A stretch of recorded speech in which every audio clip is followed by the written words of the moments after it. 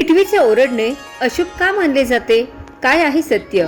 आपल्याकडे टिटवी या पक्षाबद्दल समाजात अनेक गैरसमज प्रचलित आहेत. टिटवीचे ओरडणे अशुभ मानले जाते, पण सत्य काय आहे हे जाणून घेऊ.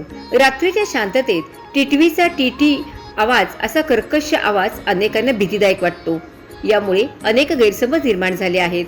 महाभारत कालीन कथेनुसार युद्ध झाले त्या मैदानावर टिटवीची अंडी होती. तिच्या संरक्षणासाठी ती जोरजोरात ओरडू लागली, पण अर्जुनाच्या हत्तीची घंटा त्या अंड्यावर अलगद पडली व ती सुरक्षित राहिली. या रणांगणावर प्रचंड संहार झाला, त्यामुळे एकट्या टिटवीचा आवाज त्या ठिकाणी घुमत होता. तेव्हापासून तिचे ओरडणे अशुभ मानले जाते. रणांगणावर जिथे मृत्यू आणि विनाश असतो तिथे टिटवी ओरडली. त्यामुळे जुन्या काळात मानले जायचे की टिटवी घरावरून ओरडली गेली की काहीतरी अघटित घडणार आहे. पण यामागे वैज्ञानिक कारण आहेत. टिटवी हा पक्षी अत्यंत सतर्क असतो. तो जमिनीवर आपले घरटे बांधतो.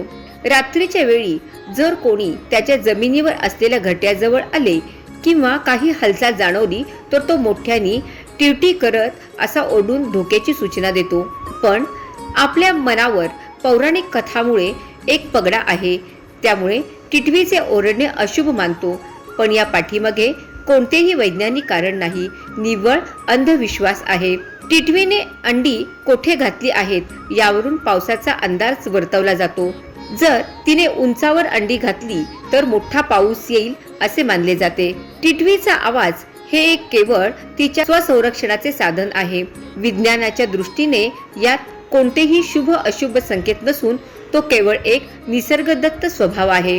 टिटवी झाडावर बसत नसल्यामुळे उत्क्रांतीच्या ओघात तिच्या पायाचा मागचा अंगठा नाहीसा झाला आहे.